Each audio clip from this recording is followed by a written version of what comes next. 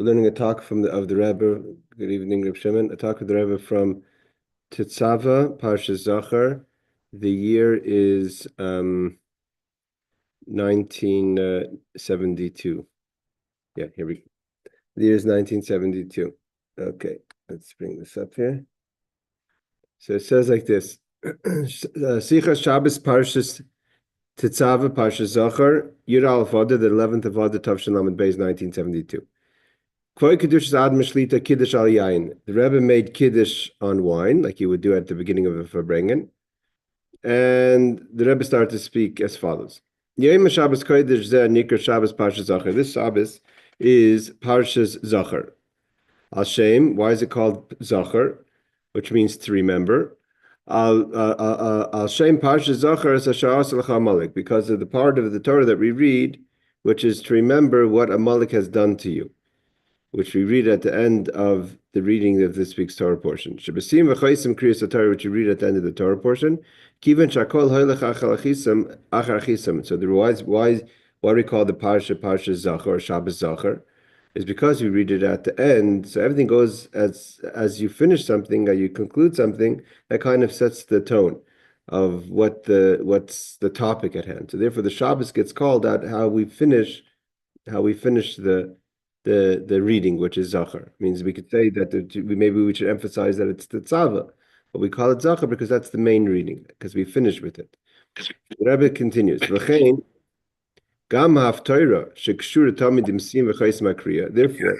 we know that the Haftorah, which we usually is connected to the final reading, sorry, Sean, I'm just going to put you on mute. Some noises coming over. Unmute yourself if you have anything to add. So, because the Haftarah is connected to the end of the reading.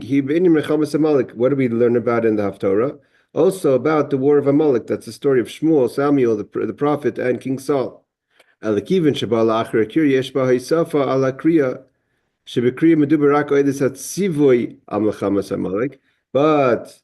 the reading of the Haftarah is, in addition, so to say, furthering the conversation of Amalek, because in the Torah we just talk about the law to remember what Amalek did.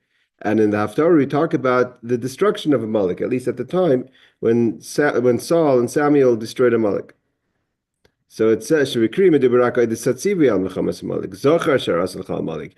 what Amalek did. Therefore, because you remember what they did, I'm commanding you to eradicate their memory. And don't forget, when it comes to the Haftarah, it talks about the actual first battle with Amalek.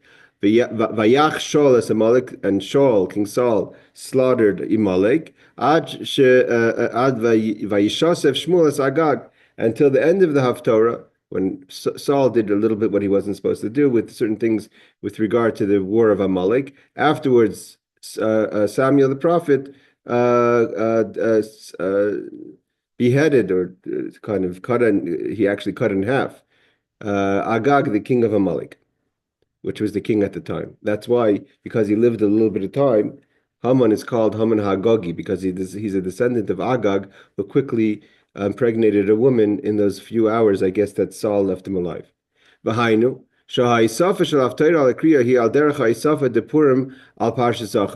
also, we find the reading of Purim is in addition to the reading of Shabbos Zochor, or Parshas Zochor. Asiya legabi schira, because in Parshas on Purim we talk about the action, which we'll see in a second, and on Shabbos we talk about the memory. Kedivrei Gemara b'negei lePurim shechol yis b'erev Shabbos. What happens if Purim falls out on a Friday, like this year? Rav Amar Magdimim Parshas Zochor ki hechi delay sigdam asiya leschira. So the question is, when do we read? What do we read first? So the Gemara says we read first Zochor before we read. It's first because the pasuk says that Hayamim Niskarim, first you have to remember, then do. So first we do the reading that's connected to Zochor, and then we connect to the reading that's talking about the action of what we should do when it comes to eradicating Amalek. And what's the connection? Why do we read more about the action of the destroying of Amalek, more about the commandment to remember Amalek, because like I said before, on Purim was kind of the idea of eradicating Amalek, because Haman himself was a descendant of Amalek. He was a Hagagi. Hagagi was a descendant of Agag, the king of Amalek. Shaymizar shel Agag melech Amalek. He was a descendant of Agag, the king of Amalek. Obviously, he wasn't a son because it was many years later, but he was a descendant. Also, when we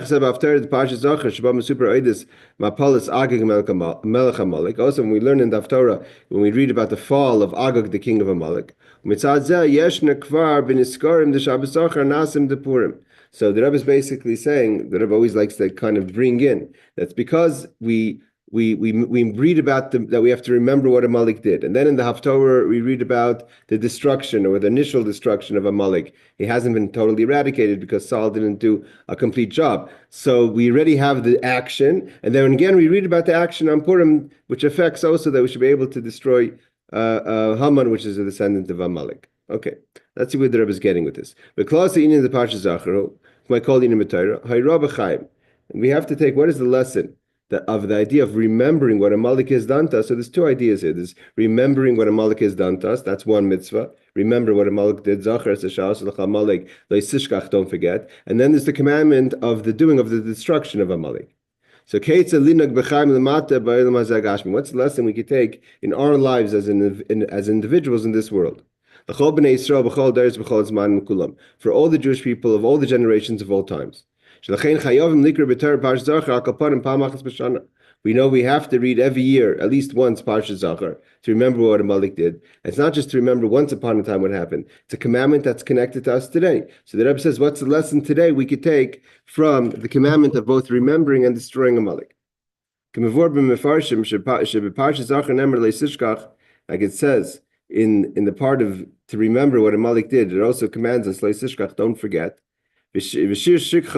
Al Meis, Koil Gam Amalek, Kivan Shirashayim B'chayim Karim Meisim, V'lachkam Kam Lachim Misa V'Payil Hu Yud Beis Chodesh. How long does a person remember the dead?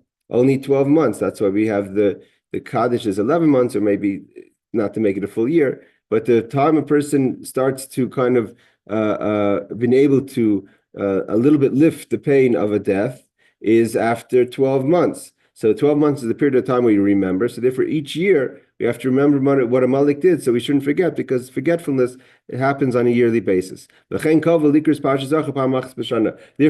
when a person's about to forget what Amalek does, we read it again to remember what Amalek did. Of course, we always mention Amalek every day in the Sheishes Chiras. We're talking about reading it biblically in the Torah. So the Rebbe continues. We can understand this more based on what the Rambam teaches us. That mitzvahs say there's an obligation, a biblical commandment. Lischor, to remember Tamid constantly. Maisav haroyim, the bad deeds. Va'arivasai kidei la'oirer avoisei shenemer Zochor. To remember the bad deeds and hate, to awaken our hate for Amalek, like it says to remember. Obesefer mitzvahs, that's what he says in the Rambam, and in the book of mitzvahs of the Rambam, which is a special section of the Rambam, is he says, Lisnei oisi b'chol eis ve'eis. We must hate Amalek constantly, all the time, eis ve'eis, in all the times. Ukamuvin gami apsaktin shmeiv Rebbeinu Zaken, as the Alter Rebbe brings down. B'Shulchan Aruch, in the Shulchan Aruch of the Alter Rebbe, Sechiras ma'isa Amalek mitzvahs asei shatoir b'chol yom. To remember the actions of Amalek is in a biblical commandment every day. We should say it next to the time we remember Shema. When we recognize the greatness of Hashem's name, we should remember that also to apply that from the greatness of Hashem's name, we should be able to destroy Amalek and remember what they try to do to us. That's why we say Sheishes Chiras around in the Shachris davening. Therefore, the Rebbe says this has to be. It's so important. We see the importance what the Rebbe is emphasizing here is that we have first the reading before Purim about remembering what Amalek did. Don't forget. Then we read about the Haftorah, what Saul and Samuel did to Amalek. On Purim again, we read about Amalek because of the destruction of Haman, which was a descendant of Amalek. We have the laws of the Rambam, the Alter Rebbe, of the obligation to constantly remember what Amalek did. So what's the lesson? It's obviously there's a lot of time and energy dedicated to the eradicating and memory and not to be forgetful what Amalek did, there has to be a lesson for us. For every man and woman, B'nai Yisrael, B'chol Daris, in all the generations, Kulam Ad L'Dereinu Zeh, all the way to our time. So now the Rebbe goes to explain. When it goes to, when we have to analyze the commandment of remember what Amalek has done to you, there's something wondrous.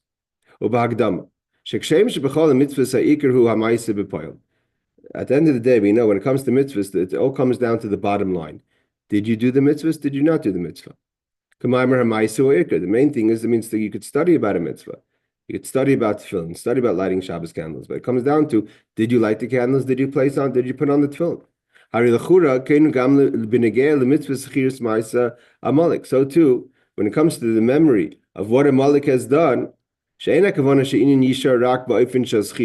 not enough that we should just remember what they did. Whether it's in our heart or in our mouths. The main idea is, like in every mitzvah, the idea is that the memory of something should bring to an action. And the Rebbe is obviously going to ask a question that doesn't apply to Amalek. We find that there's an idea of remembering on its own. The Rebbe adds, of course, we do have mitzvahs that are in speech. And it's considered an action. Like, for instance, prayer, the movement of the lips, or Talmud Torah, the movement of the lips is considered an action. As the Alter Rebbe explains in the Tanya. That's only if the completion of the mitzvah is speech. So the completion of studying of Torah is the speech. The completion of prayer is the speech. So therefore that is the action. But when it comes to Amalek, it's not enough just to remember. We have to eradicate them, which is an action. Eradicate the memory of Amalek. They shouldn't exist anymore. So we do see, when it comes to Amalek, there's a continuation to the law, to the mitzvah, which is to eradicate them. So the Rebbe asked the question. If there's a specific mitzvah, when it comes to Amalek, you should eradicate the memory of Amalek. Why do we have to add the idea to remember? Means if the memory is only leading up to the main part of the mitzvah, which is eradicate them, so why do you have to mention it? Why is that a mitzvah at all? It should just be a part of the completion of the mitzvah, which is eradicating Amalek, not a specific mitzvah, as is mentioned in the Rambam, to remember what Amalek did. So it seems like there's a idea of the memory of what Amalek has done, separate from the action of eradicating Amalek. The whole point of remembering what Amalek has done, that memory should lead to an action of eradicating Amalek. But we already have the obligation of eradicating Amalek. So what's this additional mitzvah? Meaning to say, we see clearly it's not a part of the mitzvah, it's its own mitzvah. So what is the idea? And obviously, what is the lesson? That we have the idea of remembering what Amalek did. The Rebbe continues. Generally, why do we have this obligation in general to remember something? What's this idea that people remember what happened? In general, anytime we emphasize the idea that one should remember something positive or negative, is that should lead to action. Remember what happened, remember what you did last time, so don't do this. The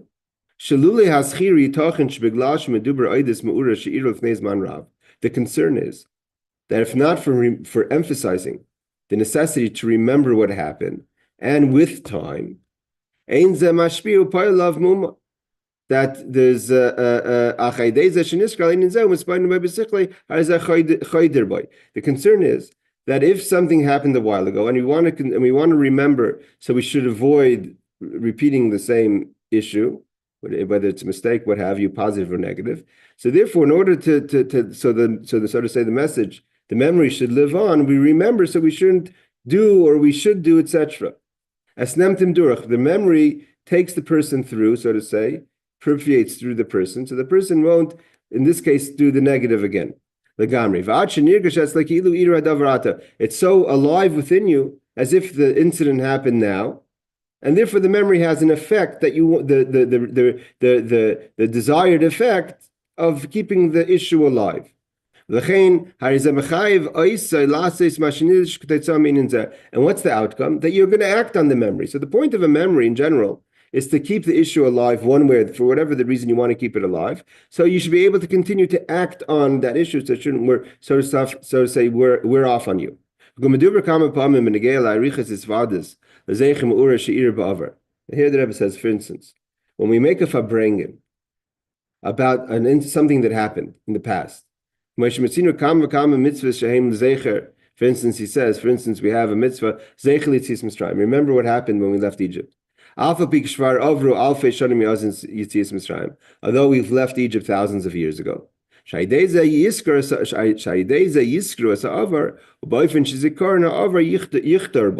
point is that when we constantly remember the Egypt, so the idea of Egypt is totally permeates through the person.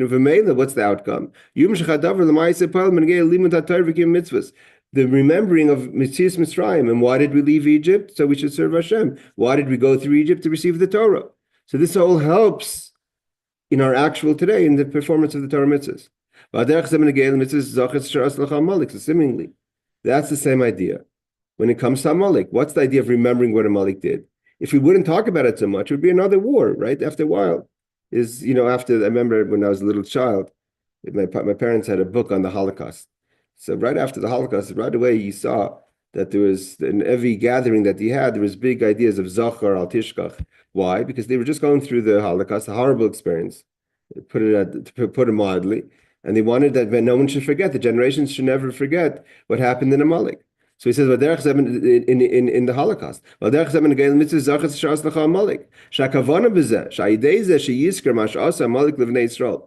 us remembering what Amalek did, the idea is to take a lesson from that. The problem is when we don't take a lesson. But the idea of the memory is it should be alive within us. Hold on, Aaron. That what did Amalek do? They approached and tried to cool off the Jewish people on the way from leaving Egypt, going to Matan Torah. Amalek you were tired, and Amalek was not concerned to try to hurt the Jewish people. When you contemplate on that, in your mind, and it should not just be in your mind, it should heat up your heart in an excitement against Amalek. That will awaken within you the need to go to battle with Amalek, because it'd be hard to go to war. Saul went to war with Amalek. What was it? It was hundreds of years after the Jewish people left the Mitzrayim. If you wouldn't have it alive within you, it's hard to go to war for something that happened hundreds of years ago. To be able to fulfill the mitzvah of eradicating Amalek. Yes, Aaron. So why can't we fulfill the mitzvah today using your example of the Holocaust? We know they're probably Amalek. Probably is not enough of a reason. But also, there's many reasons we can't do that. A is because of we don't know who Amalek is physically, because of the actual descendants of Esav, Sancheirav mixed everyone up. Number two is we don't have the political power to do that. Okay, so now what can we do in place of that? Okay, so we're going to learn. The Rebbe is addressing this question. What does Amalek mean? What does it mean to eradicate, to remember and eradicate Amalek today? So the Rebbe says, Amnam. This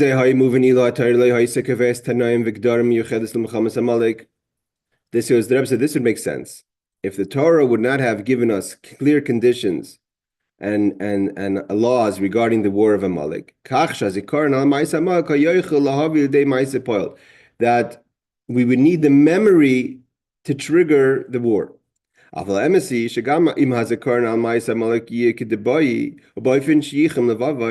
Rebbe says, however, even if a person remembers actually what Amalek did, and your heart is full of passion about the experience of what Amalek has done to us, so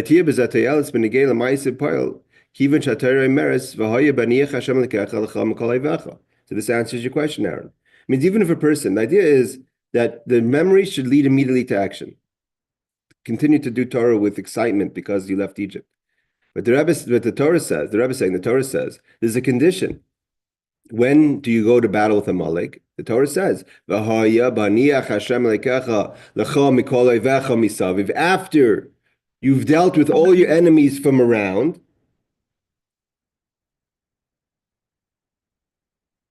I'm not sure why there's no audio. Aaron's, hold on. I can hear you, Rabbi. I hear you. Howard said there's no audio on the YouTube. Just let me just check a second. That's a whole nother issue. There's another issue. Let's see if I hear something here. I'm not sure why there's no audio. I think Howard, Aaron, if you could just type Howard that it's something on his side. So he has to maybe turn his volume up. Okay. So he says, Amnam, in our case, so he says, even if you're going to remember Amalek good, and your heart doesn't get excited, it's not going to help. Why? The Torah gives a condition. That's going to be after Hashem gets rid of all your enemies from around you. In the land that God has given you as an inheritance, meaning in Eretz Yisrael. We know the laws of destroying Amalek comes in a system. First, you have to eradicate all the enemies around you. It has to be menucha. That you have to appoint a king. And then you have to get rid of Amalek. That's why the Torah never mentioned. We don't find any of the leaders of the Jewish people, the judges, Eli, etc., who told the Jewish people to go eradicate Amalek until Samuel appointed Saul as king, and then became the obligation only then fell in the obligation of eradicating Amalek.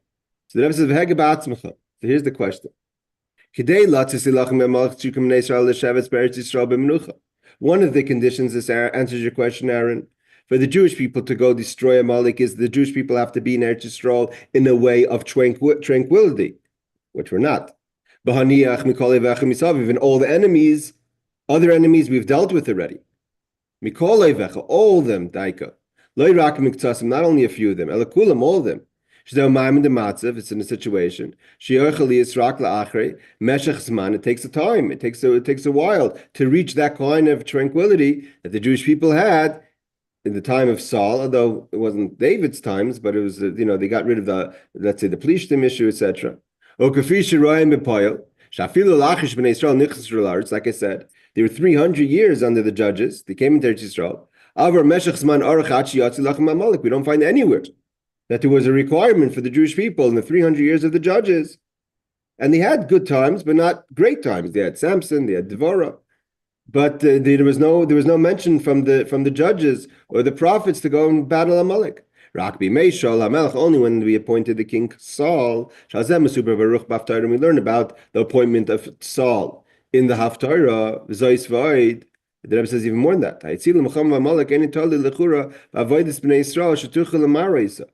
The Rebbe says even more than that. It's not even something that you could speed up. Hey, Howard, I'm not sure what the issue was on the YouTube because I checked it on my phone quickly and I heard audio.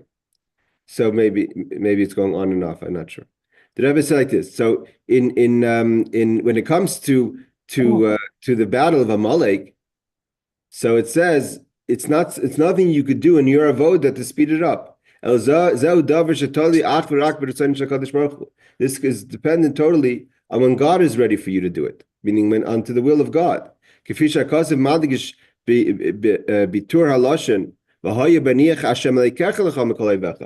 the verse say? When God decides to get rid of all the enemies around you, not just when you come to tranquility, but when actually God decides to get rid of all the enemies, then you have the obligation to eradicate Amalek. Like it says, that God said he only came to tranquility when he came to the temple, which is the times of Solomon. Meaning to say that it's not these are things that are not dependent on us. The war of Amalek is something, means there's certain things that we try to hasten. There's certain things that when God is going to decide when it's time to battle Amalek. So, but the Rebbe is leading up to, obviously, is what's the point of this memory if it's not even dependent on you? The memory is supposed to trigger something. It's supposed to keep something alive for a reason. What's the purpose if it's not even up to you? How you're supposed to take to move forward with that memory? Because this is all dependent totally on God. Everything is dependent on God. But God tells us that this is dependent on God. Meaning to say, not that you have to hasten it. There's nothing we could do. We don't find any conversation in the judges or before Saul that there was an idea to go and eradicate Amalek. What's the whole point of this commandment? To remember what Amalek did. If memory is supposed to trigger an action. There's nothing you could do. So if you can't do anything about it, what's the point of this mitzvah to remember? It's not going to trigger it. It's not going to lead to anything. To actualize on this memory to do something about it. To go fight with Amalek, which again addresses your question, Aaron. What's the point of today of us going out there and trying to remember constantly what Amalek did? You look around you and say, we could try to identify Amalek. It's not up to us right now. Until God decides to really get rid of all the enemies around the Jewish people. Obviously, there were different levels of tranquility in the history of the Jewish people, but the judges was not a time for that kind of action. So the Rebbe is leading up to what is in it for us? What's the lesson of the idea of the memory of Amalek? Memory is supposed to lead to something. We see that when it comes to Amalek, there's a mitzvah itself in the memory of it, which is unique about Amalek. So that's what the Rebbe is getting to. So what's the answer? What's the explanation? The Rebbe says like this: Yidua, it's known. Sichas kvoy kedush Mordechai Admer, the talk of my father-in-law, the previous Rebbe, oidis ish tzava, about with regard to army soldiers, to soldiers. Shekvar b'yitziyasei l'machama hoylech lechatchilam teichshir nitzachan. One of the conditions for the morale of the soldiers is that you don't wait for victory. When you go out to war, you go out to war with a march, marching with that kind of energy, that high morale. What's the basis of that march? Meaning the marching out to war is the certainty. When the soldier is certain, and that's required. You must have confidence and certainty to go out to war. If you're going out to war with that lack of confidence, that's why when it comes to the laws of war, the halach is very clear about anyone. We get rid of anyone who's going to hurt the morale and hurt the confidence. Why? Because that brings down the ability for the success. The Rebbe says seemingly,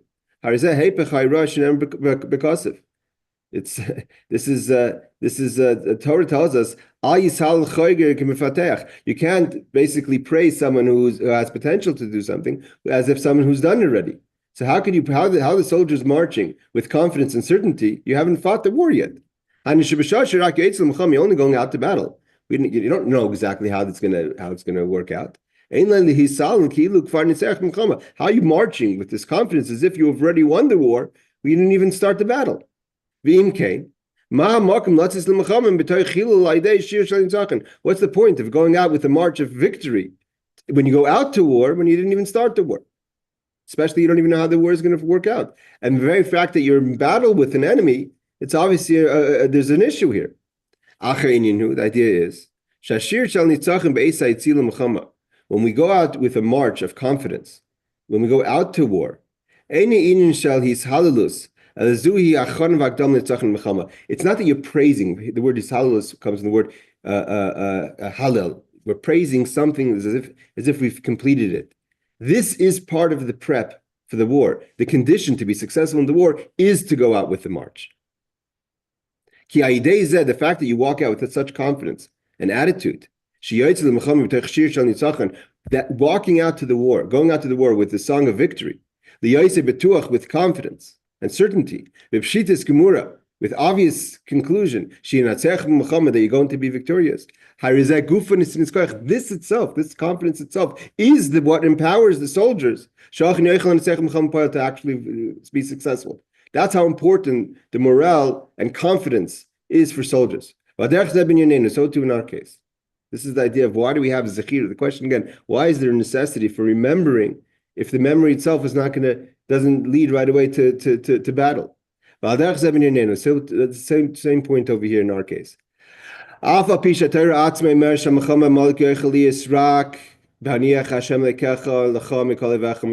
the Torah says that what are the conditions to actually go out to the war of Amalek is the time when Hashem decides that the enemies are going to be subdued and you have the ability to go ahead and to go out there and go into the battle. Nevertheless, Alpha became a person may think this has nothing to do with me. It means I sit there and I'll wait. When God decides to get rid of my enemies, then we'll pick up our guns and pick up our swords and go fight Amalek. We have to know that there is a level of avoid over here. There's a level of our participation.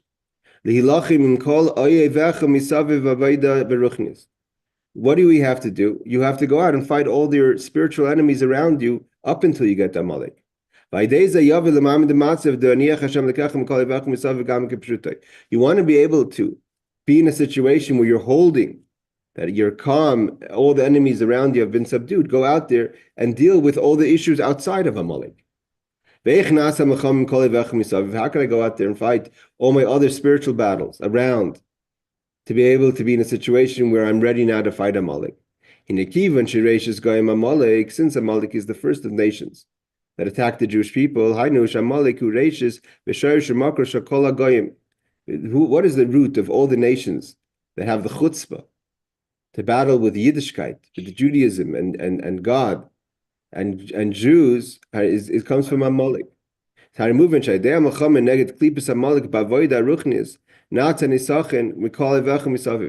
you get rid of? So the Rebbe says it goes in the sandwich. How do you get rid of Amalek actually? Is getting rid of your enemies around you. How do you get rid of the enemies around you? Look at the source of their enemies. Where do the enemies come from? They come from Amalek. Amalek is the Reishis Goyim Amalek, the first of the nations that attacked the Jewish people. So you have to first go attack Amalek beruchnias, spiritually, by days and through attacking Amalek in what their spiritual message is against the Jewish people. That's going to get rid of our enemies around us. And then get rid of enemies around us is going to allow us to deal with the Amalek physically. By days that getting rid of the root of the problem is going to automatically help us get rid of the consequences of the problem. And then we're going to be Zochor to do the mitzvah of eradicating Amalek. So therefore, and the Rebbe is going to explain what he's getting at. The Chura moving seemingly doesn't make sense. What's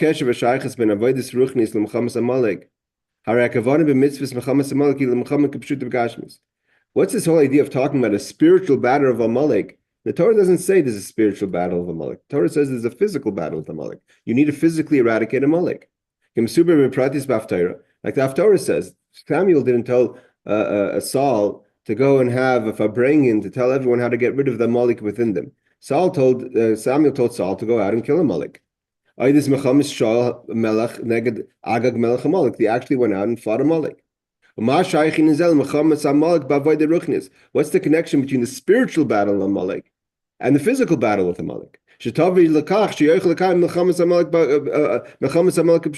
Why do we need to first deal with the spiritual Amalek in order to be in a situation that brings to getting rid of our enemies from around us, both spiritually and physically, to being allowed to actually fulfill the mitzvah of destroying Amalek physically? Another question that Rebbe says, we could ask about the question on the story of Purim. It says about Purim, it says specifically this idea that we mentioned all the time throughout Torah of the idea of remembering a miracle, living the moment, reliving a story. It's mentioned by Purim. By the days of Purim, it says in the Megillah, Niskarim, by remembering them, V'nasim, we do them.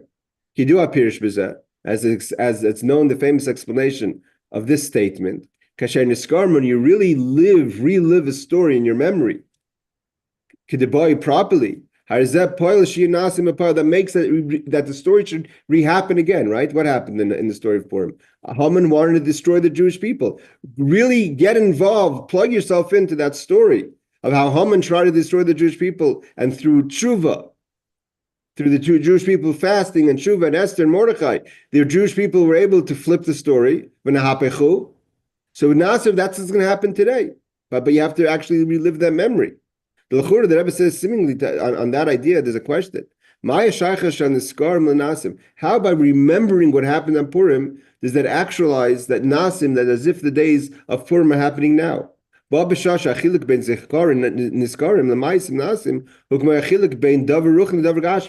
difference between remembering something and doing something is like the difference between something spiritual, which is like a memory, it's a concept, to something physical, which is an action.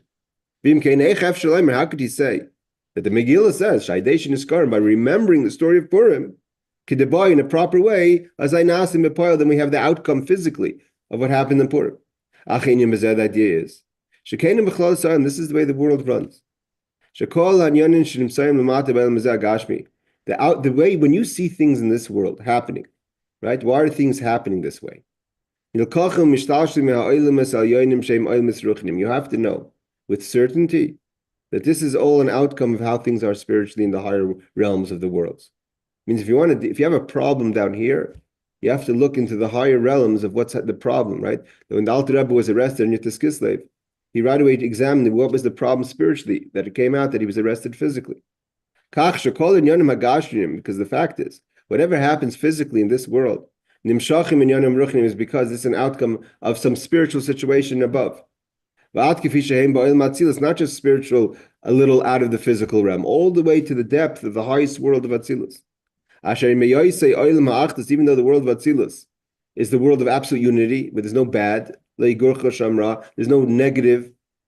There may be a little bit components, but it's the world of absolute unity of godliness.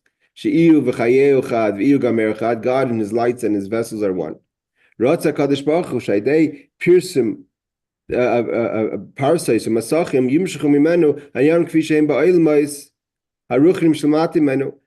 wants that through different screens and separations, it should come out an effect in the lower world, what's happening in the higher worlds. And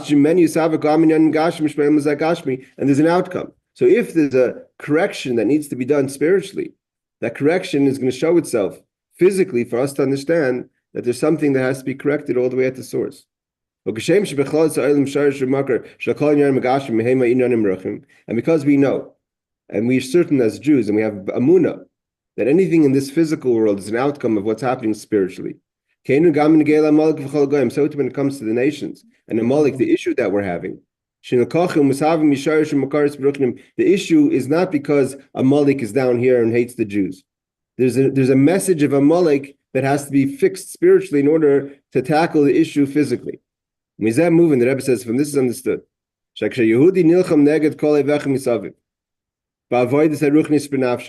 You look around you and you see anti-Semitism.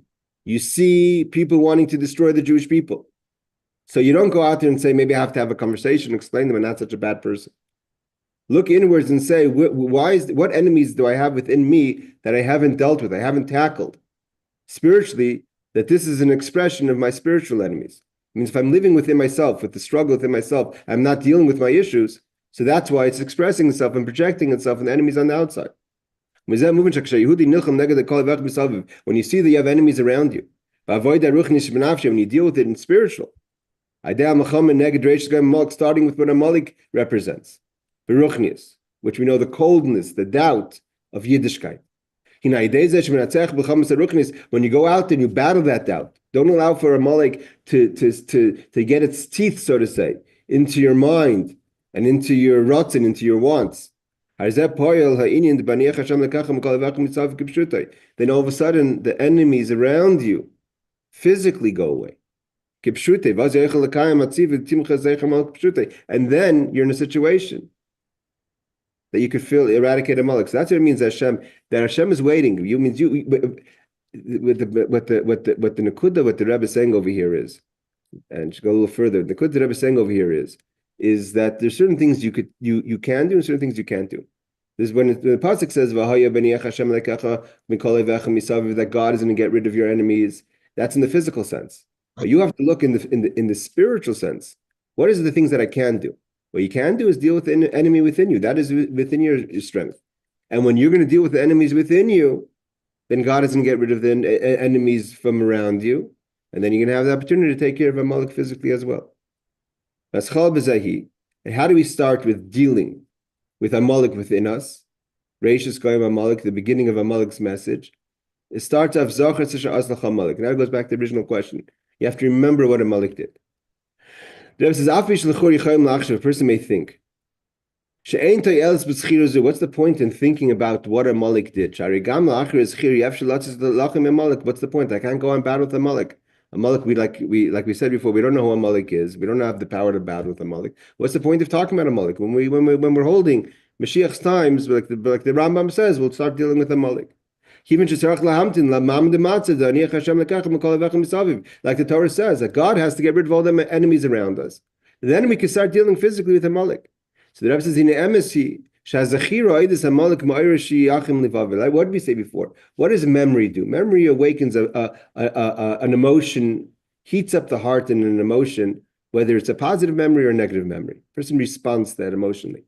And that awakens to say, 1 second, what does Amalek mean to me personally? There's the spiritual Amalek within me. And only because you remembered, and it awakened within you the issues that you have to deal with, that will bring you to the situation that you could deal with the issues of Amalek physically. Therefore, the Torah has to tell us, remember what Amalek did. Remember there's a concept of Amalek within you. Contemplate about this. Not just sitting it down as a conversation in an external way. Generally, specifically. When did it happen? When was I vulnerable? What was the vulnerability that I went through? You were tired. He found you at your weak moment. Who was Amalek? They had no fear of starting up with God. All the details the Torah tells us. What does it mean you didn't fear God? We learned this in the Maimer of Torah. Pare says, I don't know God. If I would know God, then we would have another conversation. Therefore, you can't blame Pare. You want me to fear God? I never heard of God. I only heard of Elohim. I know of the way God runs within the world. You tell me there's a power of godliness above the laws of nature. I'm not familiar with that. It doesn't say he doesn't know. He could call foul and say, what do you want from me? I don't know. He doesn't care. Amalek knows of the existence of God. Knows that he's called the Master, the Lord. Meaning God has the ability to actualize what he wants, his Ratzain, as it's brought down in Shulchan Aruch, the definition of Elikim. V'afal pikein doesn't change the facts on the ground. He doesn't care. He's not fearful. He knows your strength. He knows God's strength. He knows what God wants. He doesn't fear God. He doesn't say he doesn't know God. What does it say about Amalek? He knows his master. And he intentionally goes out to rebel against him. That's Amalek within us. He doesn't only know that God exists in a concept. He knows that God is his master, personally. His master. Notwithstanding of knowing that God is his master, that doesn't stop the fact and it actually entices him to rebel against God. Not only does he just loses and goes against his will. He's not doing it by mistake. Intentionally. He's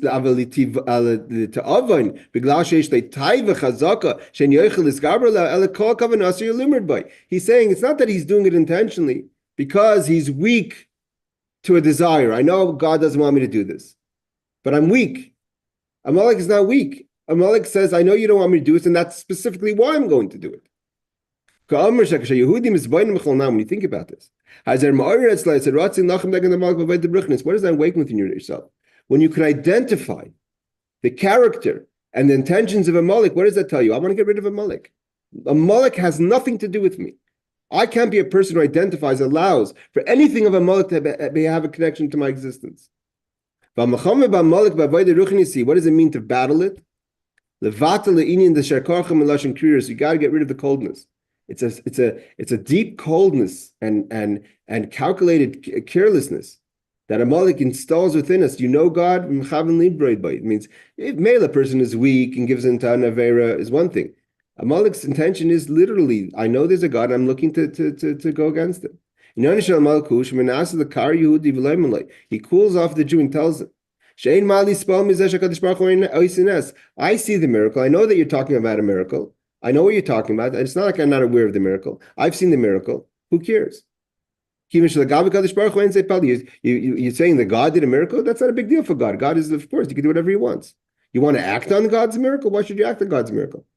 Amalek, what is what he's saying? The Rebbe is saying is a very deep idea. What Amalek is saying it means a lot of times, why do we get excited about a miracle? It's because it's shocking to us. It's the wow factor. Wow, I didn't expect this to happen. It's a miracle. So what's Amalek do usually? So that's everyone's excited. Everyone wants this Hashem Hu Elikim, right? That's what happened. Eliyahu made a miracle. Everyone said Hashem Hu Elikim. What's Amalek say? 1 second. You know who God is, right? God can do anything. So what changes just because he did a miracle? Nothing changed within God because he did a miracle. So all of a sudden are you responding to God now when he did a miracle? He's the same God who did before the miracle. He was always able to do the miracle. He creeps into your head and twists your whole response emotionally to a miracle. What's the big deal that God did a miracle? God can do whatever he wants. He created the world. Amalek tells you. He rules the world. He can do whatever he wants. So what does Amalek say in the form of the evil inclination? So what are you getting excited about? The splitting of the Red Sea. The existence of the Red Sea comes from God. The nature of the Red Sea, that it should flow, comes from God. So he decided to split it. Why all of a sudden does that change things for you? Why aren't you, if you're excited, Amalek tells you, why aren't you excited when you see the river flowing? That's also a miracle. Nervous, you want to get excited about something changes. You shouldn't get excited from change. Change is only exciting if it shouldn't be that way or can't be that way. If it's something wondrous, there's no wonder here.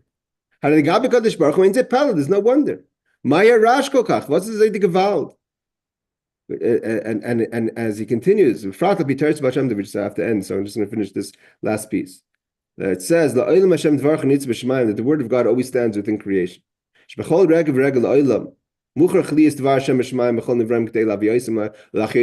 Rambam teaches, the Baal Shem Tov teaches, brought down in the second part of Tanya, that it's the word of God that constantly keeps the world in existence. It's a miracle every second. God every day renews creation, otherwise it wouldn't exist. So all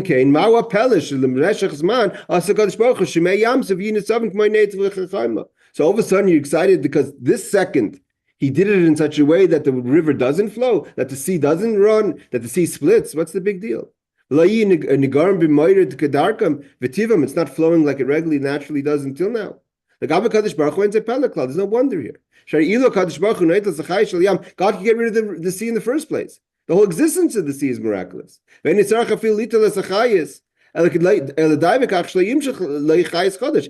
even have to do an action of withdrawing the energy. He just has to stop giving the energy. The whole Yamsuf wouldn't exist. What are you getting so excited about? And the Rebbe continues, obviously, with this message that the idea is that this twisted ideas that Amalek is trying to twist within us and trying to doubt us. What's the bottom line for Amalek is the outcome. He's not here to argue. He's not an arguer. He's a person who wants results. And what's the results? That if I'm not excited about God, so then I don't have to serve God. He wants to. He's looking for results. He'll do any arguments. He's going to argue and tell you. He's going to argue and tell you that the miracles is not a big deal. Why? Because God can do anything. So why are you responding now? What do you wake up this morning all of a sudden so excited? And yesterday, when you were breathing, calling Hashem and Tal Yukai, the fact that you're alive, that wasn't a miracle, and therefore you're able to do whatever you wanted, and only now you're about to change your behavior.